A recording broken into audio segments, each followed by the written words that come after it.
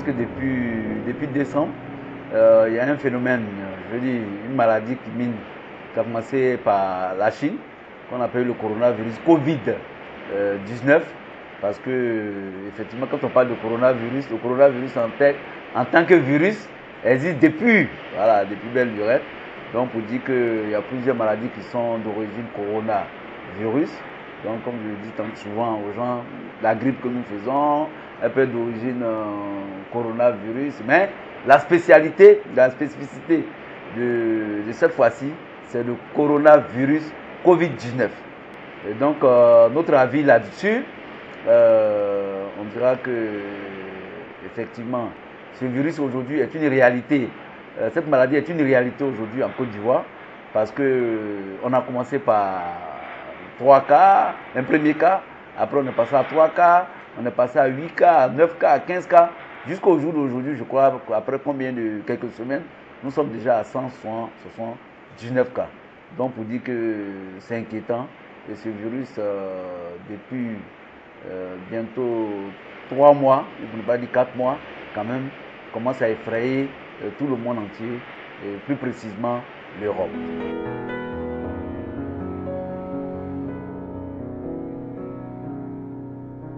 Moi, je vais commencer par déjà féliciter le gouvernement de la prise très tôt. Voilà, je pense que féliciter le gouvernement par rapport à la prise de ces différentes décisions, qui a commencé d'abord par des décisions du Conseil de sécurité.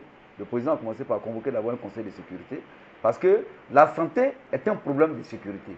Quand on parle de santé, comme dans d'autres pays, avant, le ministre de la Sécurité, il faisait office de ministre de la Santé dans certains pays. Donc pour dire que véritablement cette décision du président de la République de convoquer un conseil de sécurité pour statuer et donner des conclusions, et je pense que c'est des mesures qui étaient déjà,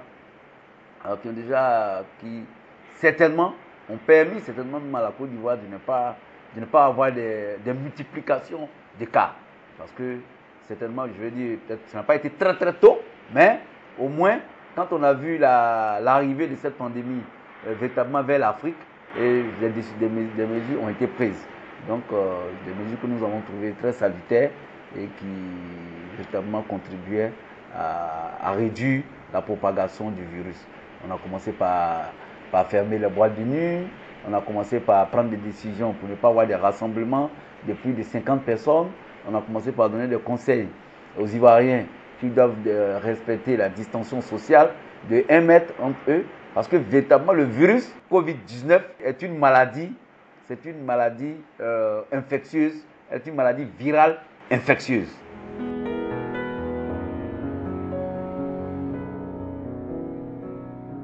C'est l'un des résultats de la prise de décision très tôt.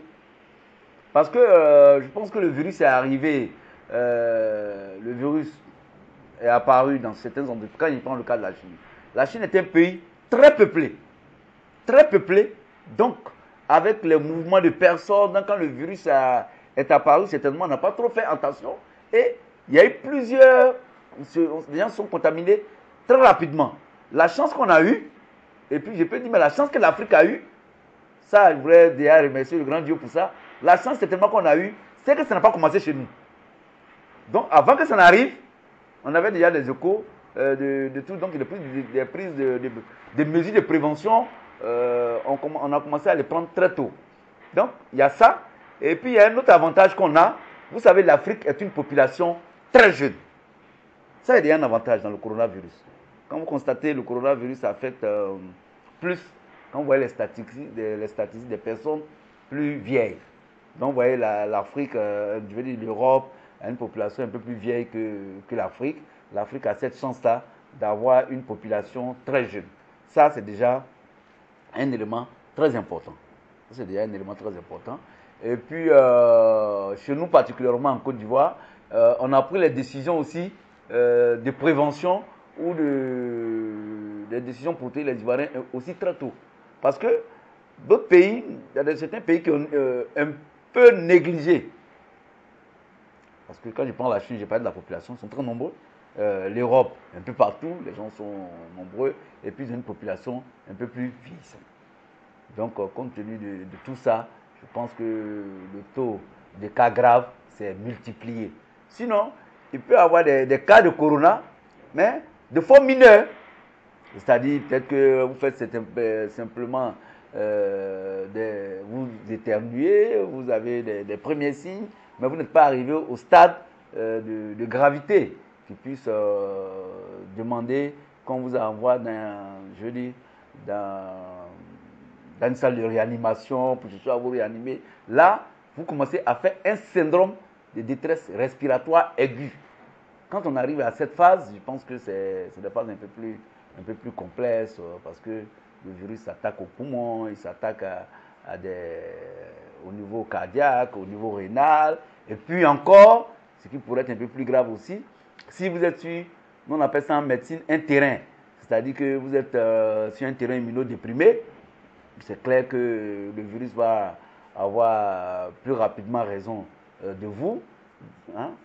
Non, c'est-à-dire que, vous savez, un virus, comme tout germe même, quand je prends les bactéries, une bactérie ou un virus, quand il vient vers nous, c'est que là, on vit avec le virus, hein, donc l'organisme réagit. L'organisme réagit. Donc, la défense immunitaire est très importante. C'est-à-dire que ce sont nos défenseurs. Vous êtes en contact aujourd'hui avec une bactérie, c'est clair que vous allez commencer à faire certainement des anticorps antibactériens, ou bien des anticorps Vous voyez, non? C'est nos défenseurs, ça. Donc, du coup, c'est pourquoi on va vous dire que des gens qui ont déjà fait la maladie, dans cette période-là, à coronavirus, quand il guérit, il ne peut plus être contaminé. Parce que son système immunitaire, son système s'est défendu. Or, quand quelqu'un est sur un terrain, je veux dire, il est déjà affaibli. Parce que la vieillesse déjà est un affaiblissement. Hein. Quand vous êtes vieux, vous êtes déjà affaibli. Donc, du coup, l'organisme d'un vieux, d'une vieille personne ne peut pas réagir comme l'organisme de quelqu'un qui est encore très jeune. Qu'est-ce que vous voyez? Donc, c'est pourquoi j'ai parlé de système immunitaire. Donc, quand vous voyez, c'est comme le VIH-Sida. On dit, si le gars il est déprimé, il a un système immunitaire déficient et tout ça. C'est quoi? Ça veut dire que le virus s'est attaqué à son système de défense. Son système immunitaire de défense. Donc, du coup, ça fait que ça a été réduit. Donc, il n'a plus toutes ses capacités de pouvoir se défendre contre les virus ou contre tout germe qui pourrait, en fait, le déstabiliser.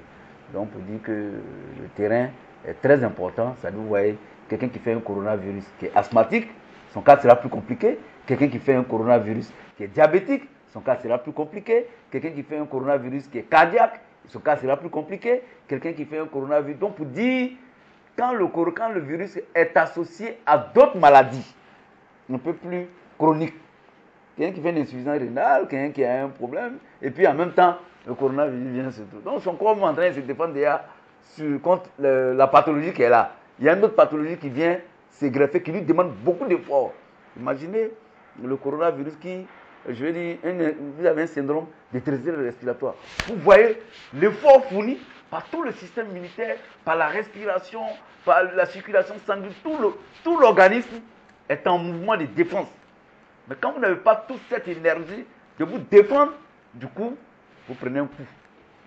C'est un peu ça qui explique ça. Pourquoi, véritablement, les mesures préventives sont, je veux dire, moi je dis aux gens, c'est le médicament essentiel.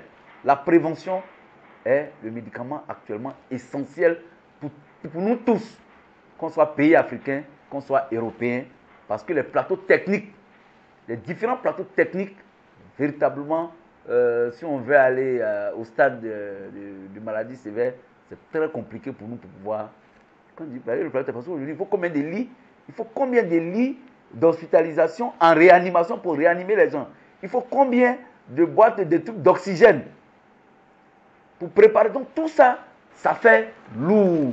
C'est pourquoi il est important pour nous de respecter les mesures de prévention qui sont dictées par non seulement les dispositions qui ont été déjà prises par le gouvernement pour effectivement nous épargner de cette maladie, et également les orientations qui ont été données par le ministère de la Santé en termes de prévention. C'est comme la mesure de confinement qui a été prise par rapport aux autres villes de l'intérieur. C'est clair, on a des cas déjà à Abidjan, on sait qu'on a des cas à Abidjan. Donc du coup, les statistiques nous donnent des cas à Abidjan. Donc on ne veut pas que le reste du pays soit affecté ou infecté. Les deux cas sont possibles. Les deux, affecté et infecté, c'est différent.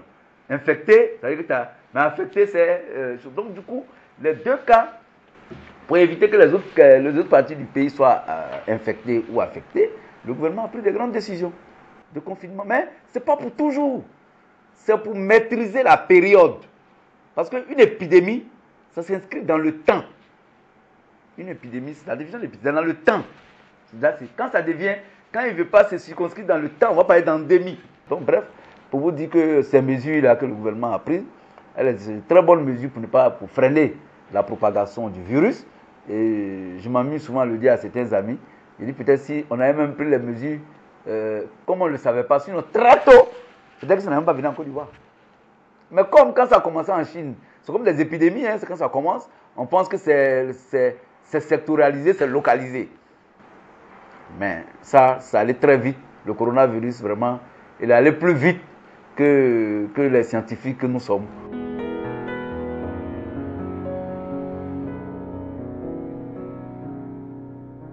Si tous les Ivoiriens, chacun à son niveau, prennent conscience de notre responsabilité et si on est discipliné. Si on est discipliné, on n'a même pas besoin d'arriver au confinement. Mais si on continue d'être indiscipliné, pourquoi on arrive au confinement, je veux dire, à la situation de fermeture ou de couvre-feu et d'état d'urgence? C'est par rapport à la discipline. Parce que le président au début n'a pas fermé les boîtes, il a fermé les boîtes, il n'a pas fermé les maquis et les restaurants. Mais on allait, quand le préfet d'Abidjan a fait un tour à Abidjan, on a eu l'impression que les Abidjanais se croyaient dans une situation normale. Des maquis étaient bourrés. Pendant qu'on dit on ne doit pas voir près de 50 personnes à trouver quelque part. Non, du coup, imaginez une personne qui soit contaminée soit dans un maquis. Vous voyez, la toile qui va faire, la toile de contamination. Donc du coup, et c'est cette indiscipline, plus ou moins de nous, les Ivoiriens, qui ont, qui ont amené le gouvernement, plus précisément le président de la République, à prendre des mesures complémentaires de fermeture des maquis et des restaurants. Vous voyez. Donc plus loin, le président se dit, bon, on va laisser les cas, mais là, encore pour ne pas endosser les responsabilités d'éventuelles contaminations des autres villes, encore, on prend encore des mesures complémentaires, on renforce nos mesures pour dire non, il va falloir faire le confinement du Grand Abidjan par rapport aux autres villes de l'intérieur. Et qui donne aujourd'hui ces résultats. Parce que les cas sont des cas très isolés à l'intérieur du pays. Ça, c'est une grande satisfaction, je pense, pour nous en tant qu'Ivoiriens. Et là, comme je le dis, j'ai tantôt dit aux gens, les cas là, le nombre de cas ne doit pas nous alarmer.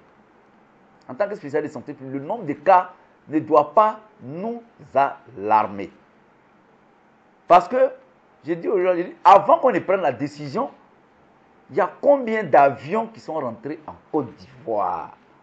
Donc, ça veut dire que Dieu même, il est avec nous. Sinon, le nombre de cas qu'on confirme aujourd'hui, ça pourrait dépasser. Parce que les avions sont rentrés. Donc, pour nous, on n'a pas dit aujourd'hui quels sont les nouveaux cas de contamination. Voilà. C'est ça qui permet d'évaluer la décision ou les orientations données par le président de la République et son gouvernement.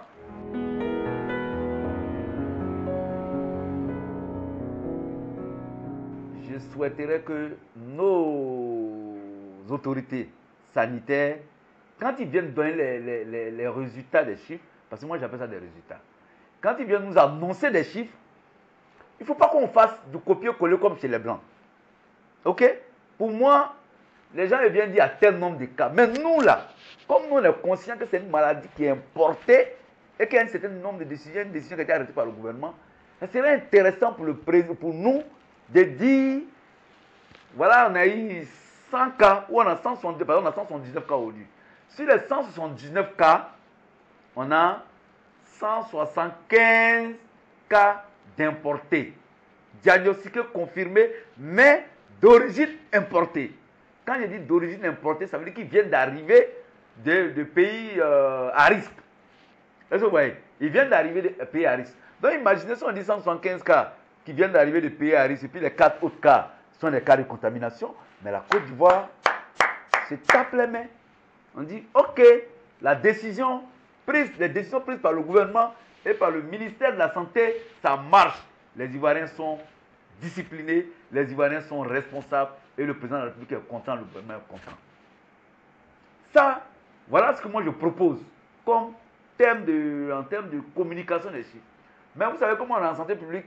Peut-être que ça peut être l'inverse. Ça aussi, ça peut inquiéter. Sinon, si c'est le premier cas, les Ivoiriens sont rassurés. Mais si on vient dire maintenant, ok, on a 10 cas confirmés, importés, et on a 175 cas nouveaux contaminés en Côte d'Ivoire, là aussi, en termes de communication, je soutiens le gouvernement. Parce que là, ça va effrayer les Ivoiriens. Ça, c'est tellement qui peut expliquer. Ça va effrayer les Ivoiriens.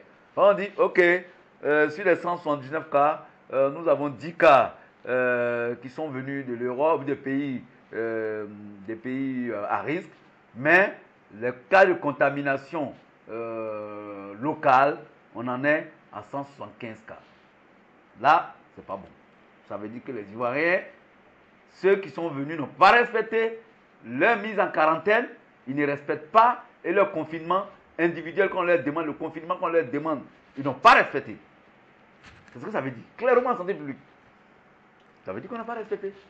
Or, moi comme j'ai foi, je me dis que les Ivoiriens se sont disciplinés, je suppose qu'on donne les résultats et qu'on nous dise qu'il y a moins de cas de nouveaux contaminés localement et que la majorité de nos cas, c'est des gens qui sont quittés dans les pays à risque, qui viennent d'Italie, qui viennent de Paris, qui viennent de la France, qui viennent, en tout cas, des pays déjà qui véritablement sont véritablement des foyers à coronavirus actuellement.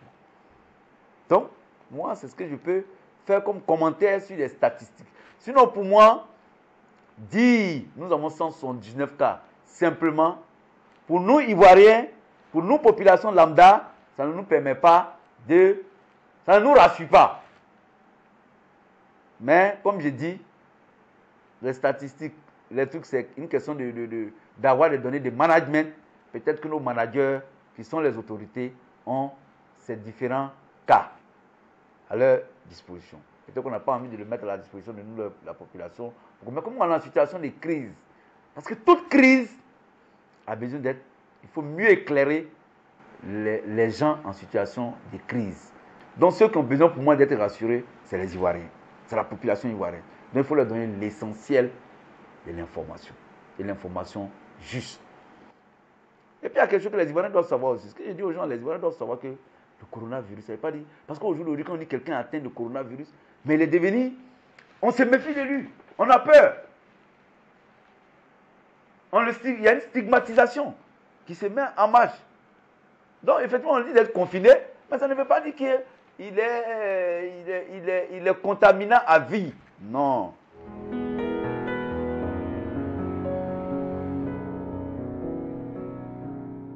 Il faut insérer l'hygiène dans notre culture. Il faut qu'on soit très propre. Parce que le problème, c'est comme l'utilisation des gants. Vous me permettez de parler des gestes, des mauvais gestes. Moi, j'appelle ça les mauvais gestes. Aujourd'hui, des gens portent des gants dans une période de corona. Si tu utilises le gant là, si tu l'utilises, je prends par exemple des femmes qui sont à la caisse. C'est normal qu'elles utilisent un gant. Mais juste après son service, elle enlève le gant et elle le jette. Elle ne l'utilise plus. Mais je vois des gens qui utilisent un gant toute la journée et font plusieurs activités avec le gant. Ça ne marche pas. C'est-à-dire, moi, j'ai mon gant sur ma main, je vais toucher mon ordinateur, après, je vais toucher le poignet de ma porte, après, donc, du coup, le gant, là, quand il voit les contaminations, il est contaminé tous les endroits. Or, si je n'avais pas porté mon gant, certainement, si je suis au bureau, je n'ai pas porté mon gant, je suis rentré dans mon bureau, voilà mon gel. Je l'ai fait. Je vais sortir d'ici, je mets, et puis je sors. Mais je suis plus protégé que quelqu'un qui a mis un gant. Parce que lui, là, il devient contaminant. Maintenant, si c'est quelqu'un qui sait utiliser le gant, là, il va utiliser beaucoup de gants. Ça, c'est un geste d'abord que moi, je pense qu'il faut savoir. Il faut savoir utiliser le gant et puis il faut savoir quel moment l'utiliser et quels sont ceux qui doivent l'utiliser. C'est pourquoi, dans le truc du corona, les gens conseillent que les masques soient réservés aux malades ou bien au personnel soignant ou au personnel exposé. Est-ce que vous voyez? Personnel soignant, personnel exposé ou bien aux malades. Parce que quelqu'un qui prend un... Moi, je mets un masque dans ma voiture. Moi seul. Je mets un masque. Je vois les gens, les vitres sont montées et la main. Dans quel sens? Hein? Là, ça manque partout, là. Tout le monde.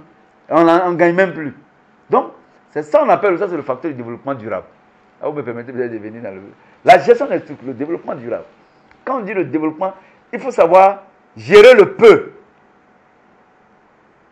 Parce qu'aujourd'hui, si nous tous, on s'amuse à acheter des gants, on n'aura plus les gants dans les hôpitaux. Or, c'est eux qui ont besoin pour manipuler. Ceux qui sont au laboratoire, précisément. Regardez, le laboratoire a besoin de gants, mais nous, on a besoin de tout utiliser. C'est comme aujourd'hui, on va utiliser les masques en désordre. Si le personnel soignant n'en a pas, les malades ne vont pas avoir. Donc, comme les malades ne pourront pas avoir, ça manque, et ils deviennent plus contaminants. Ils projettent les sécrétions dans l'espace. Et du coup, ils deviennent très contaminants. C'est pourquoi c'est comme vous allez voir que, je prends la tuberculose, je vous prends un exemple. La tuberculose n'est pas virale, les choses, mais quand quelqu'un fait une tuberculose, vous allez voir qu'on va dire qu'il faut qu'il se protège. Parce que ça aussi, c'est une maladie qui se contamine par des sécrétions. Parce que là, il projette, tu es dans l'environnement, tu prends ta tuberculose, ton organisme n'est pas encore chose. Donc, tu vois. Donc, il y a un peu ce genre de tout. Moi, je pense qu'il faut qu'on sache utiliser les moyens de prévention qu'on met en notre disposition, à savoir les masques, à savoir les gants. Voilà, sinon le gel, tout le monde doit pouvoir l'utiliser, se laver les mains correctement. Surtout avec du savon. Voilà, on va finir les gels. Le savon là, avec de l'eau, c'est ça qui est le premier médicament. À défaut de l'eau et du savon, comme tu peux voir l'eau, le savon partout, quand on jette dans ta main, dans ton bureau, ici dans la voiture, tu peux le mettre pour faire chemin. Si tu es à la maison, tu as accès au savon, tu as accès à l'eau proprement, tu l'utilises. Donc les mesures de prévention, il faut savoir, parce que si on ne sait pas utiliser, on va faire du gaspillage. Et le gaspillage, ça, ce n'est pas du développement durable. Ça, à défaut d'avoir, je vais dire, à défaut d'avoir ce qui est habilité à bien vous protéger, le monsieur va prendre ce qui peut participer ou contribuer à la barrière. Parce qu'on dit de faire les barrières. Ce que vous dites là, en fait c'est ça. C'est comme aujourd'hui, le traitement qu'on est en train d'épiloguer sur le traitement pour le corona. Mais je veux dire, quand vous voyez ce que Raoul, le professeur Raoul, à défaut, pour le moment, de trouver un véritable traitement ou un vaccin, il vous dit pour l'instant, utilisez ça. Lui au moins, il a une probabilité. On a une probabilité, le thème est bien, on a une grande probabilité de pouvoir guérir avec ça ou contribuer à la guérison. Ça, c'est les deux thèmes qui sont contribuer à la guérison. C'est très important pour dire que les décisions, pour répondre à votre préoccupation, c'est pour dire que s'il n'y a pas ce qui est adapté réellement, mais ce que tu as, c'est comme moi, aujourd'hui, je n'ai pas de truc, quelqu'un rentre ici. C'est pas ma mère qui doit prendre pour nous protéger. Mais c'est au moins une barrière. Donc je pense que ce sont ces genres de réactions que les Ivoiriens ont actuellement. Ils vont dans toutes les surfaces. Ils n'arrivent pas à avoir le masque adapté. Et donc du coup, ils ont d'autres mesures pour pouvoir se faire la barrière vis-à-vis du virus. Et je pense même si ça ne les protège pas à 100%, ça contribue fortement à les protéger. Donc qu'ils prennent du bon tissu, qui ne soit pas aussi, ou une bonne matière, qui ne soit pas aussi contaminant d'un autre germe ou qui ne soit pas facteur à contamination. Voilà un peu ce que je veux dire.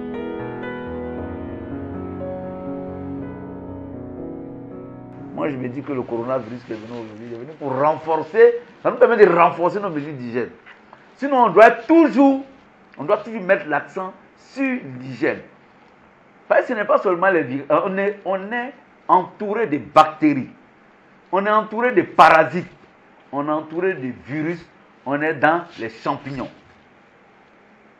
Donc, ce qui fait que la propriété surtout des mains, parce que ce qui passe dans la main, c'est ce qui va dans notre bouche. C'est ce qu'on avale.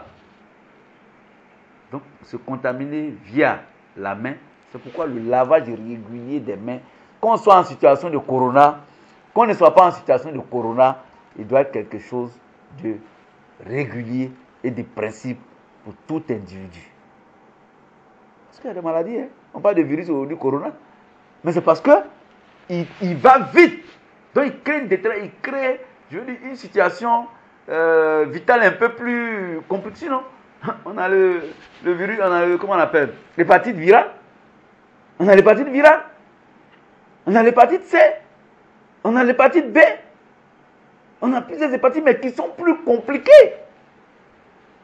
Et dont les traitements sont très coûteux. Mais, pourquoi on n'en parle pas? Mais parce qu'il tue à petit feu. Donc du coup, pour dire qu'on a plusieurs pathologies de type viral.